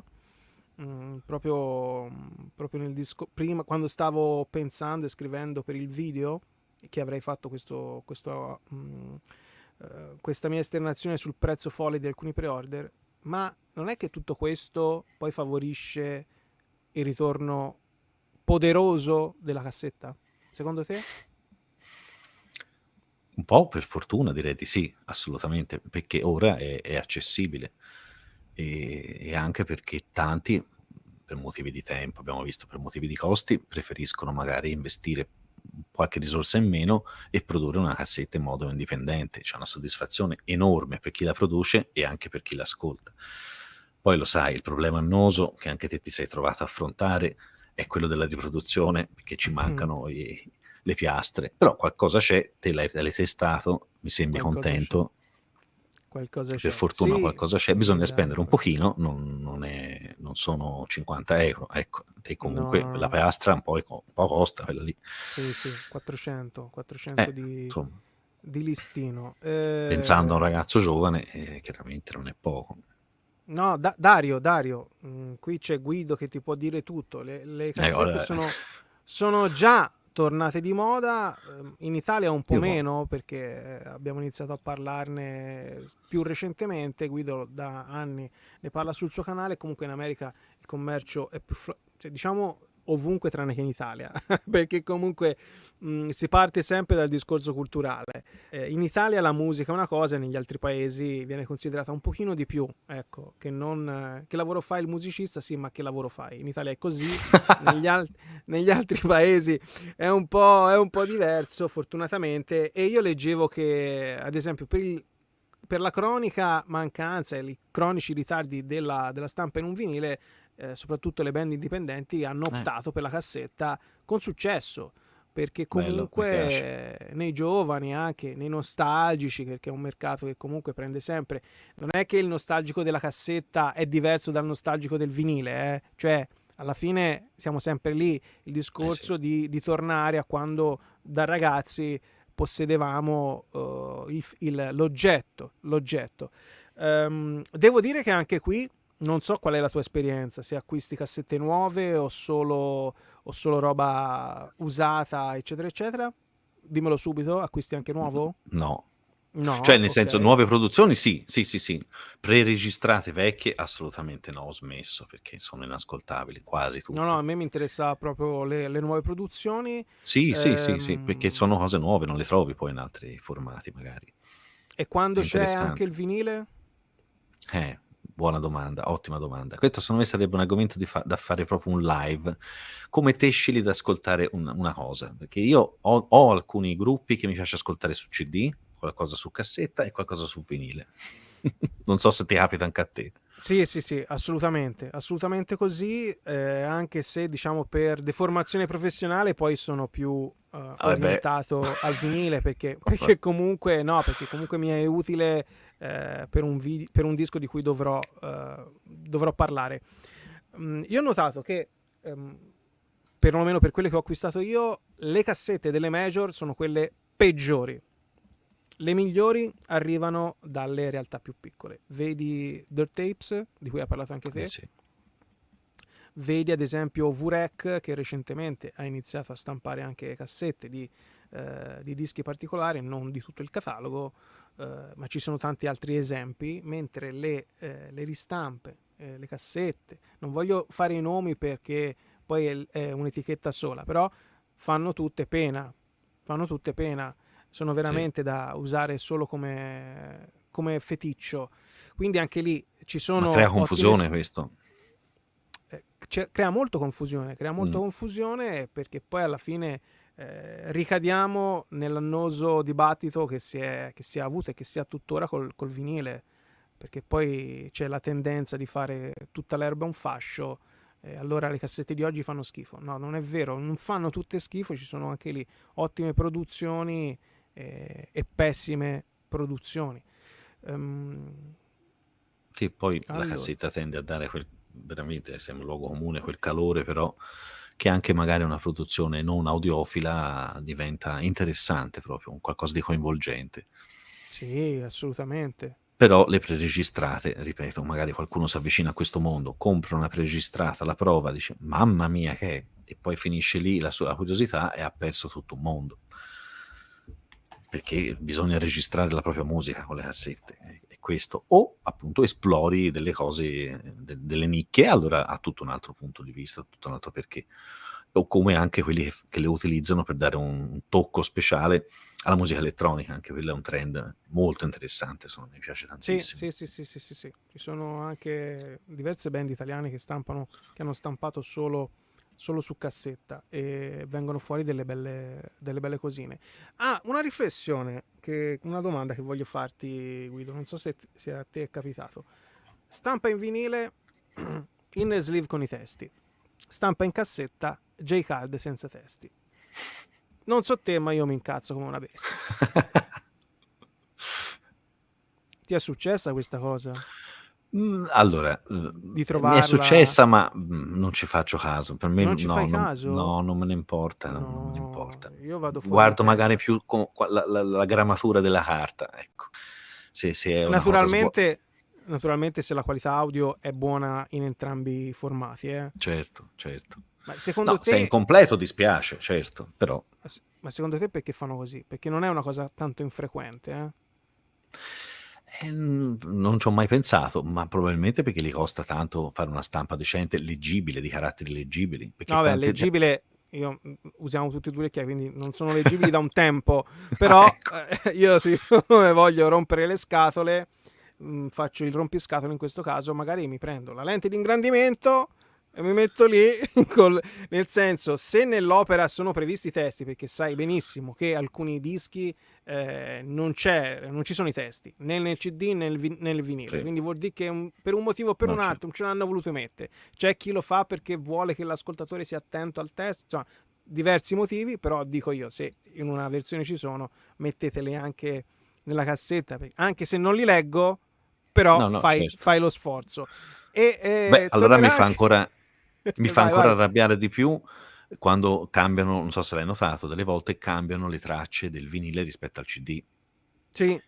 Mancanza di spazio. Mi pare addirittura Smile, se non vorrei dire una bischerata, ma una cosa recente, per puro caso ho confrontato il CD col vinile e c'era una traccia diversa perché sennò non li tornava come orario. Secondo me quello è eretico. C'è l'artista, l'ha concepito in un modo, ma lo puoi cambiare. Infilaci un vinile in più e chiedimi 5 euro in più se deve essere, ma non mi puoi cambiare la scaletta. Sono d'accordissimo. C'è anche l'altra faccia della medaglia, nel senso che poi se sia vero o no, questo non lo sappiamo. Però, ad esempio, con Innuendo è successo questo, che hanno ripristinato nelle ristampe recenti in doppio vinile, era uscito in vinile singolo, hanno ripristinato la tracklist ideata dalla band, eccetera, nel senso che diciamo che il succo e poi il risultato è lo stesso, cioè il cambio della tracklist, però magari hanno riesumato quella che doveva essere, diciamo che ma va l'altra bene, faccia lì c'è già un motivo della in più. medaglia. A proposito, intanto ti chiedo, il minidisc torna? Torna anche il minidisc? Te ce l'avevi la piastra minidisc? Non ce l'avevo, mi Non ce attirava l'avevi? tanto. No, Io ce davvero. l'avevo. Lo Mi so, è una sentivo cosa che molto figo. guarda, ci sono schiere di persone che lo adorano. È musica digitale compressa, quindi per me è l'antitesi di quello che mi rappresento, Però a me mi però garbava vedo che c'è troppo un seguito l'oggetto. enorme. No, ma lo capisco, anche perché potevi registrare, quindi tante Sì, persone lo esattamente. trovavano L'avevo messo anche in affascinante. macchina il lettore minidisc. Poi Addirittura, wow, sì. avant-garde. Sì, Grande. nella mia onda logo da trafficante. E ascolta, non c'è nessun progetto di cassette 2.0? In che senso? Non essendo più necessario Nel senso un'evoluzione della cassetta? Abbiamo assistito a questo tristissimo tentativo di fare delle cassette di tipo 2, che sono quelle teoricamente migliori, non possono usare il cromo, usano il cobalto, però io sono rimasto scioccato, cioè prezzi altissimi per queste cassette, risultati disastrosi, molto meglio le cassette di tipo 1. Poi se vorranno investirci e creare dei nuovi tipi, magari, però temo che finché non abbiamo un lettore, cioè ci manca proprio l'ABC per poter cominciare una diffusione più grande, perché tutti quei troiai ci sono su Amazon non fanno Sì, giustizia nemmeno a quello che anche c'ha il palato proprio ruvido, non gliene frega niente, un pochino lo sente. Anche Bocci ha fatto, no, la cosa del tape roller e si sentiva quel fischio, quel rumore. Da noia quello, non va bene, non va bene. No, no, no, quello assolutamente no. Ma nel resto del mondo, che te è più il polso della situazione, come si stanno Speriamo. muovendo lato hardware Ma sul, intanto la sul nuovo? Ah, ok, perché ti stavo per dire la maggior parte delle persone va sul vintage e fa bene, secondo me. Ma sul nuovo, secondo me, c'è comunque una nutrita schiera un po' come te, perché io ho capito che te non, giustamente, non ti vuoi confrontare con tutti i problemi che si porta dietro il vintage, che non sai come vai a finire, cosa, se davvero l'oggetto torna magari dopo una riparazione a come era. C'è tante incognite e uno non ha voglia di sbattersi e giustamente vuole prendere una cosa nuova. Mi piacerebbe anche a me avere un deck nuovo di zecca finalmente, non sta roba soltanto vintage. E qual è la domanda iniziale? Se c'hai il polso, no, se il polso di situazione ce l'hai, se c'hai notizie dell'arrivo, oltre di TIAC, di altre piastre. No, c'è Non stato c'è questo niente. tentativo di Maraz che è sempre la solita cosa di Pyle, di tutti quelli di Fisher. No, per ora non c'è. Un nostro amico comune, l'uccellino famoso, mi disse che aveva sentito che Record and Masters e anche qualcun altro stava progettando di fare dei nuovi deck, delle nuove piastre, ma sono dei costi mostruosi e hanno paura. Perché ad esempio Record and Masters, non ce lo dimentichiamo, hanno tentato di fare un buon Walkman con Kickstarter e gli è andata malissimo. E quello di certo non li ha entusiasmati, penso. E Guido, bisogna quindi fare male. un tour, visto che abbiamo scoperto che abitiamo anche vicini. Potevamo fare Davvero? la live in due nella stessa casa, poi magari la faremo in un'altra occasione. Bisogna fare un tour, così mi Volentieri. porti dal tuo spacciatore di fiducia, no, vabbè, di vintage ovviamente, mi dai qualche dritta. Sì, io nel vintage non ci voglio entrare. Preferisco non entrare, cioè ci voglio entrare, però ecco, sperando di non fare danni. E per questo intanto sono andato su un prodotto nuovo su cui ho la garanzia. Poi quando avrò qualche attimo di più, sicuramente, perché mi conosco, andrò anche sul vintage, che mi affascina. Grande. Allora, Anthrax e Metallica hanno fatto grandi lavori di ristampe. Quello che vorrei è anche da ridotto. Hanno fatto poco, ma io posseggo il primo volume. Ah, ok. Mi tengo sulla prima parte. Te hai qualche ristampa di Metallica, Anthrax, Guido? Hai avuto modo di Soltanto ascoltarle? no, soltanto il vinile nero. Non sono un grande fan del metal, lo ammetto. Però vabbè, il disco nero ovviamente, il Black Album, sì, l'ho preso e lo adoro quello. Anche perché appunto è più vicino, diciamo, a un'armonia pop rock che heavy metal. Ma L'hard rock mi piace. No? hai preso l'ultima ristampa del Black Album, Sì, quella che sì, è sì, sì, sì, uscita. perché io avevo il CD, avevo solo il CD di lui. Allora, No, te, Giovanni. dici te. Allora, sì, no, le ristampe dei Metallica sono da seghe, scusate il francesismo, Ah sì, ecco, sono fatti bene. sono fatte benissimo perché ci stanno dietro loro.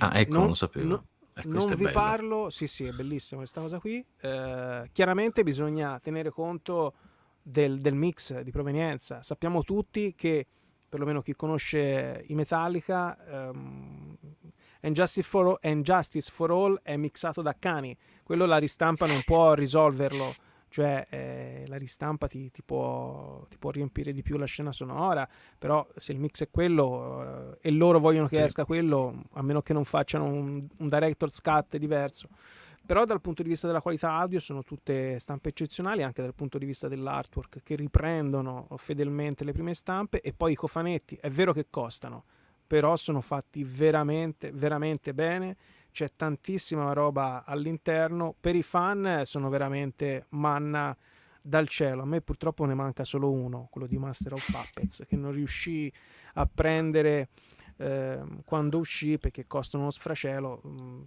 tra i 160 e i 250 euro a seconda del disco, però sono fatti veramente benissimo. E le ristampe che ci sono ora sono quelle, come succede oggi con i cofanetti, sono quelle estrapolate dal cofanetto, le ristampe rimasterizzate, c'è dietro la band, eccetera eccetera. E devo dire che negli ultimi anni questa è una pratica sempre più comune, ovviamente per alcune delle band grosse o comunque che ci stanno dietro. Anche i Queen hanno rotto le scatole nel processo di rimasterizzazione dei loro album, non tutti fanno così, ad esempio. Per citare, a me non piace buttare discredito, però ad esempio se guardiamo l'Italia, quello che è stato fatto con Elite FIBA, non so se hai preso qualche ristampa, ma nella mia community ce ne sono diversi appassionati che sono rimasti delusi. Anche lì contento, perché sono tornati dei dischi importantissimi per la nostra scena musicale, new wave, rock, chiamiamola come vogliamo, però scontento perché poteva essere sicuramente fatto un lavoro migliore, oltre che il vinile colorato e il numero della copia dietro il disco.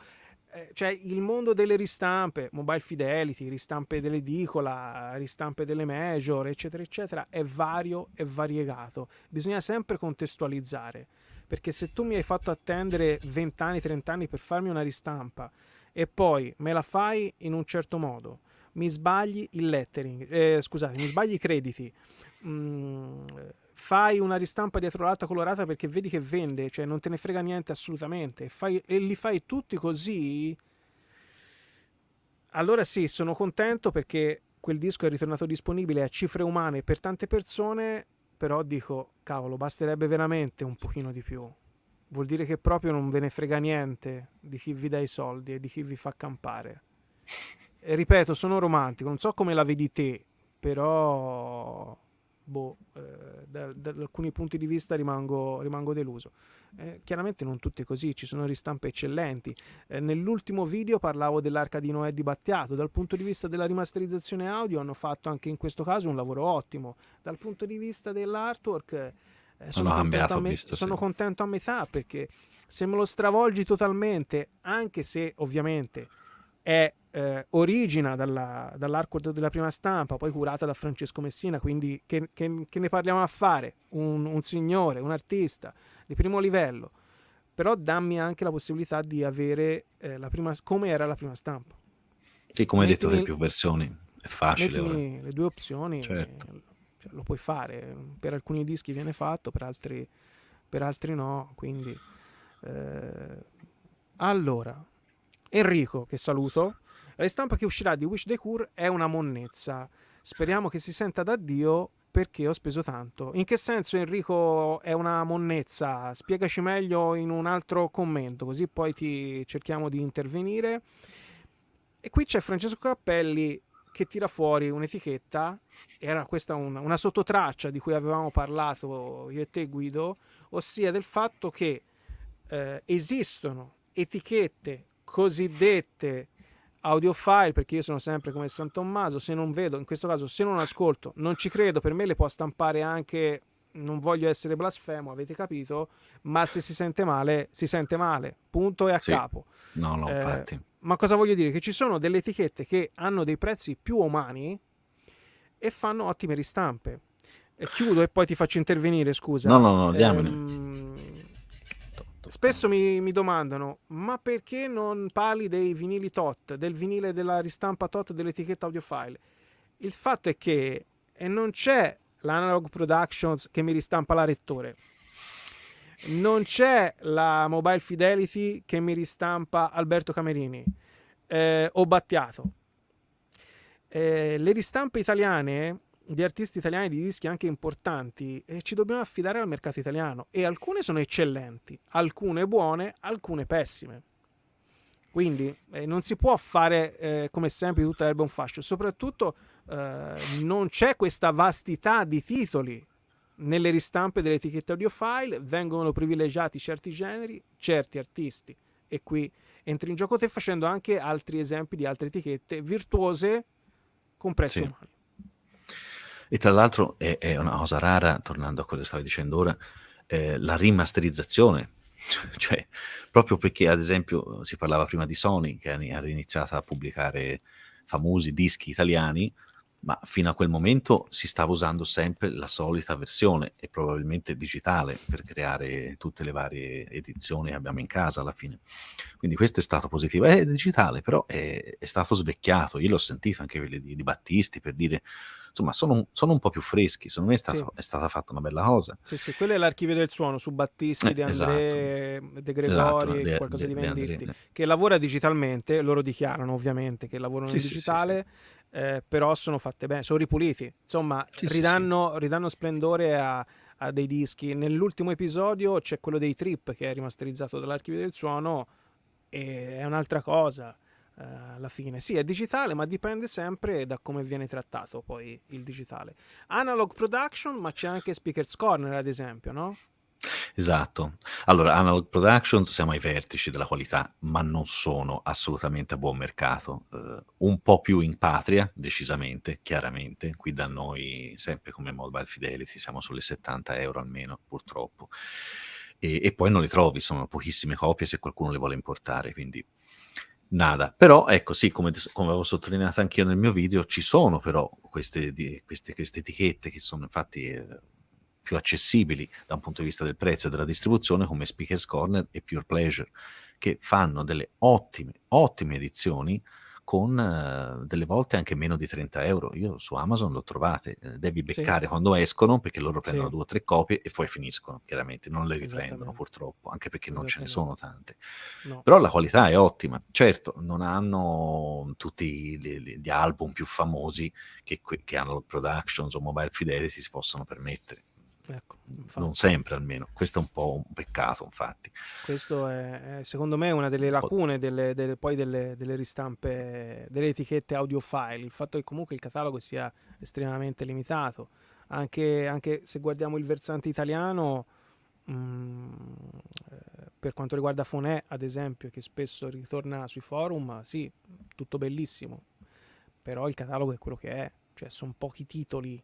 No, ma non perché voglio sminuirli, assolutamente, certo. anzi, tanto di cappello a chi fa un lavoro del genere. Però, ripeto, se mi voglio ascoltare Battisti e vado sull'Archivio del Suono, non ci sono altri che lo ristampano. Quindi, no, è vero, le etichette audiofile che abbiamo si concentrano su artisti che non sono conosciuti, e magari abbi pazienza, delle volte non sono neanche tanto bravi, scusatemi.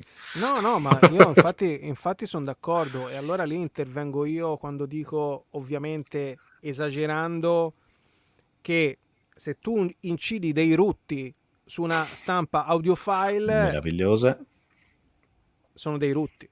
le rutti meravigliose, capito? Cioè, che li senti super audio, eccetera, eccetera, con l'impianto da 100.000 euro. sono Quindi, d'accordo. cioè, non spostiamo comunque mai l'attenzione da tutto quello che origina il supporto, la musica, la creazione dell'uomo. È quella la cosa fondamentale. No, Poi ecco, bravo, è quella la cosa fondamentale, ricordiamocelo sempre, perché ricordiamocelo sempre. Poi ci piace, quanto ci piace de chiacchierà, però io ogni tanto ritorno sul discorso, non ci dimentichiamo del contenuto artistico che dovrebbe venire prima di tutto.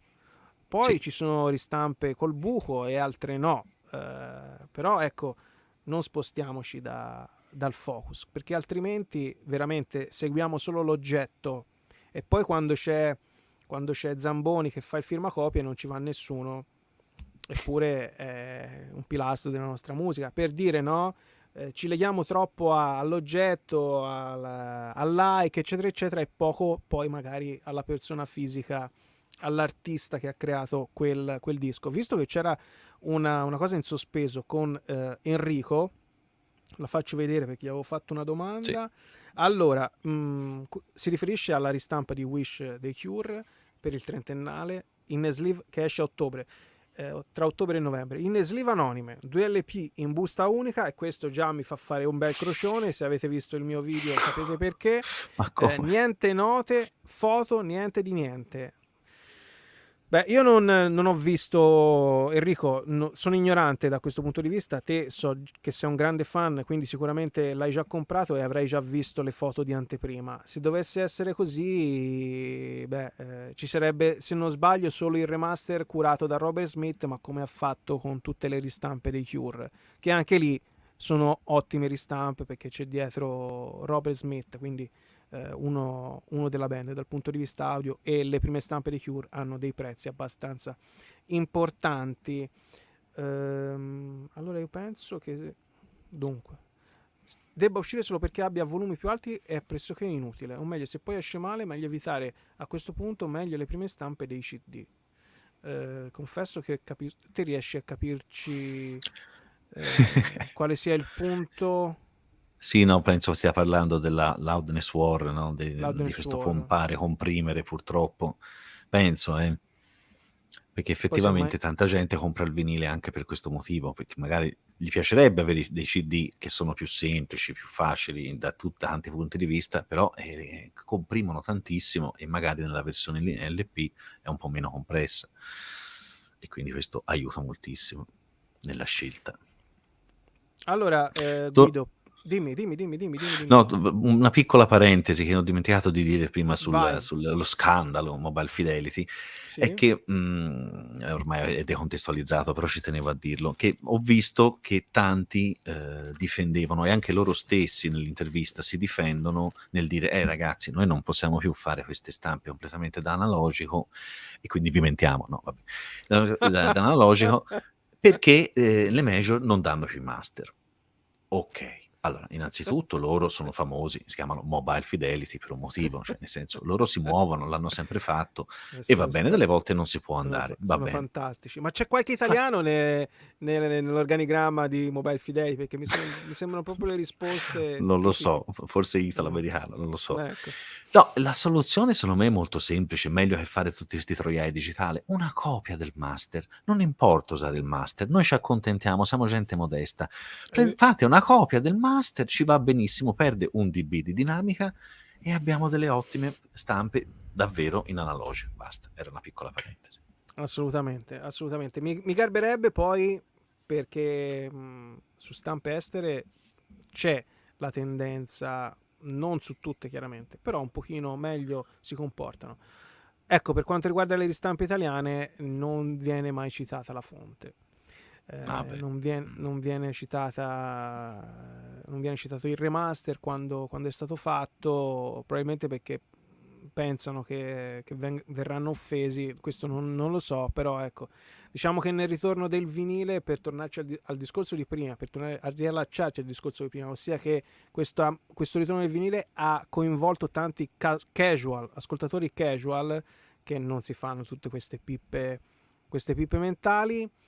E va bene, però ecco, diciamo che se il vinile ritorna, se ci sono dei canali che nascono, se ci sono come il mio, te comunque ne parli, eccetera eccetera, anche perché poi grazie a canali come i nostri quei dischi vengono venduti perché li facciamo conoscere o ne parliamo. Ecco, allora credo che un pochino di rispetto in più verso l'appassionato debba esserci nella comunicazione, nella trasparenza, perché la trasparenza paga sempre. Qualche passettino in avanti in più si sta facendo, ad esempio con una cosa molto semplice, con gli adesivi, che nelle ristampe fino al 2018-2019 non c'erano nemmeno quelli. Adesso magari lì ti mettono, cosa hanno fatto? Il remaster digitale dal master analogico. Qualche passettino c'è, però andrebbe svecchiata, insomma, quello che viene fatto attualmente, renderlo un pochino più trasparente. Concordi? Sì, Guido? Decisamente. Sì. Sei d'accordo E ci con me? giocano, ci giocano. Ci giocano assolutamente. All'estero, cioè, le etichette estere sono un pochino più trasparenti. A parte Mobile Fidelity che fa la furbina. Non direi non tutte. Ci sono altre etichette che secondo me stanno ancora giocando su questo, Tipo? anche perché magari allora, tu mi cogli impreparato, però siccome ci sono tante cosiddette produzioni analogiche, secondo me non sono tutte effettivamente 100% in tutta la catena. Infatti, secondo me qualcun altro seguirà Mobile Fidelity e farà outing, coming out, Io perché dico non è che... possibile. Anche gli io- stessi Speakers Corner, mi dispiace dirlo, non sono tutti 100% analogici. Non Questo sono secondo, tutti. secondo la tua esperienza di Sì, ascolto? voci che girano in base a dei calcoli, perché si sa quali sono i master originali, si sa che fine hanno fatto, si sa dove sono chiuse a chiave, voci di corridoio, niente di certo, per questo non riesco a dire qualcuno preciso, però e la comunità ha questa sensazione che anche altre etichette, che dove magari, ripeto, hanno un backup di alcune produzioni effettivamente 100% analogiche, ma ci infilano anche qualcos'altro dentro. Si sperava e si pensava che Mofi, Mobile Fidelity, fosse così, invece ci ha stupito dicendoci che è tutto digitale.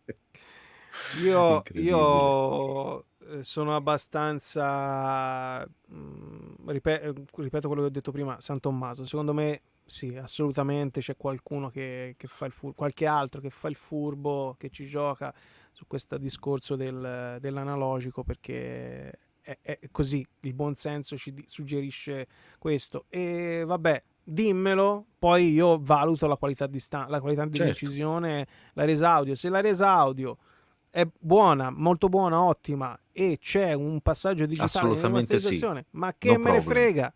Cioè, nel senso, Certo, non mi cambia la vita il vedere all analog. Certo, magari mi costruisco la mia storia e penso all'omino che si mette lì a fare la lacca negli Abbey Road Studios. Poi alla fine, anche se c'è scritto quello, se la qualità audio per me non è soddisfacente, cioè sono no, solo bei infatti. discorsi. A proposito di Abbey Ringrazio, Road, ringrazio un no, attimo Carlito sì, sì, grande. che ci ha fatto una donazione. Dimmi Abbey Road, poi c'è questa No, consenso. mi veniva in mente, no, che anche lì c'è un luogo comune, no, di alta qualità. Se posso dire la mia, questi half speed master, cioè questi master fatti a metà velocità, che dovrebbe portare a una migliore resa, una migliore qualità, eccetera, eccetera, sono da piangere, non mi piacciono per niente. Io ho Cosa hai tutto il ascoltato cofanetto, te? tanta roba, tutto il cofanetto dei Police, imbarazzante, proprio mi è pianto il cuore quando li ho sentiti, perché non sono assolutamente all'altezza di quelli vecchi. Io non mi aspettavo magari la cosa al top, ma proprio siamo sotto la media. Qualcosa è molto buono, tipo ce n'è uno, non mi sfugge, non me lo ricordo, però era veramente buono, quindi non vale per tutti, tu cur. No, no, Però infatti, la infatti. maggior parte sono rimasto molto male. I Hai dischi... capito? E loro buttano questa cosa, Half Speed Master, tutti, oh. No, no, ma E è invece, lo stesso discorso di Mobile Fidelity. C'è caso e caso. Nel senso, non è esatto, non c'è l'adesivo solo lobby strip. l'analogico. Non è l'adesivo e il lobby strip che ci deve far dire: ah sì, questa stampa è sicuramente migliore di una ristampa. Ad esempio, uno degli ultimi Half Speed è quello di Bowie, che ha generato in me una titubanza sul motivo di questa ristampa. Mm, è molto buona paragonata alla precedente ristampa, che era tutta digitale e già era un passo avanti alla prima stampa. Quindi dipende. Ad esempio i Creedence, di cui ho il cofanetto e ci ho fatto anche un video, half speed, sono ottimi, però non tutti effettivamente sono così, e questo vale per tutto. Il ritorno del vinile doveva essere una buona scusa per alzare la qualità, e invece in molti casi stanno seguendo solo la moda, cambiando semplicemente il formato. Molte persone saltano sul carro di sicuro, non tutte però per fortuna, però sì, è vero. Allora, Vincenzo Liguori dice: non mi torna qualcosa, costo di produzione 4 euro e prezzi finali a 20, costo a 10 e prezzi a 40, 30 euro di margine contro i 16 prima. Chi ci magna? Dai, fate i seri su. Allora, intanto non c'è più David che ti può No, infatti. rispondere, che ti può rispondere sul pezzo, perché noi ovviamente facciamo parte dell'ascoltatore. Credo che la serietà sia in me, in Guido e anche in David che c'era prima, però a prescindere da questo, dalla battuta che ci mancherebbe, io credo che il margine di guadagno, almeno nel suo caso, perché era ospite lui, a me ha detto privatamente, non l'ha detto stasera perché c'aveva mille cose da fare, che si è ridotto molto. Non ci va in perdita chiaramente, perché vi chiedo, voi andreste a lavorare perdendo soldi o comunque investireste in una vostra azienda che perde soldi? Chi è che lo farebbe? Perché sennò poi si va nel paradosso opposto, che sembra che questa gente debba venire a casa a regalarci i dischi. No, non è così. Sicuramente c'è chi se ne approfitta, non tutti. Vurek è uno di questi esempi. Costo di produzione del vinile 4 euro, poi però ci devi mettere appunto la SIAE, ci devi mettere, devi pagare l'artista, devi pagare il grafico, cioè, c'è tutta una catena, ok? Che quindi poi riduce il guadagno soprattutto per le piccole etichette Esatto. con il collasso. Perché Poi c'è le il grandi discorso etichette dell'IVA. mica lo pagano 4 euro, ad esempio, ne Appunto. pigliano 100.000 e ne lo pagano 50 centesimi, quindi già lì. Quindi bisogna valutare sempre caso per caso. Bisognerebbe fare un'indagine al di sopra di ogni sospetto certo. per riallacciarmi il film. Non è semplice, vi assicuro che non è semplice. Non so se negli altri paesi siano più trasparenti. Da noi va così. Ecco, non facciamo l'errore che critichiamo la bolla del vinile e automaticamente tutto uno schifo. Non è così. Non è così, c'è sicuramente chi se ne approfitta e altri invece che cercano di fare una buona cosa per tanto tempo. Ripeto, mi riallaccio a David Vurek perché c'era lui, potrei citare altri esempi. Lui per tanto tempo ha tenuto a 20, 25. La considerazione che faccio io è: ma se io vi parlo in un video di un artista Vurek e poi mi comprate il disco colorato, l'ennesima ristampa colorata di una major, allora, cioè, a che punto siamo?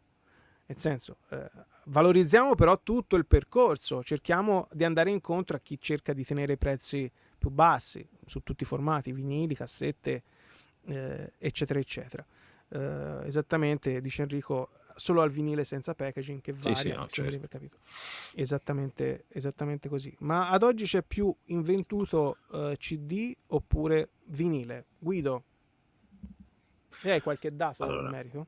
No, ecco, diciamolo subito, non ho dati. Abbiamo impressioni in questo senso. Ma le fabbriche che fanno CD sono tutte, da quello che so io ce n'è solo una al mondo ora, grande, che serve poi a altri che riutilizzano. Quindi non c'è nemmeno più la produzione di CD, purtroppo. Quindi mi immagino che in realtà tanto invenduto non ci sarà. Poi ci dicevano che c'era anche il reso, no? Ci diceva prima David, cosa incredibile. E, non lo so, chiaramente non lo so, però non penso così tanto. I vinili ora iniziano a essere, se un artista non va tanto e hanno stampato tante copie, è più probabile rimangano quelli, in effetti, ora come ora. Assolutamente. Io vorrei chiudere questa splendida chiacchierata in tua compagnia, in precedenza anche con David, con questo messaggio che poi riassume quello che abbiamo cercato di dire stasera, ossia che ogni stampa merita un discorso a parte. La produzione, ad esempio, ha costi molto variabili a seconda della dimensione dello stampatore e della tiratura e anche dell'etichetta che poi ti vende quel disco. Il discorso è molto complesso, ci sono tante variabili in gioco, assolutamente. La distribuzione anche, non l'abbiamo detto, mamma mia.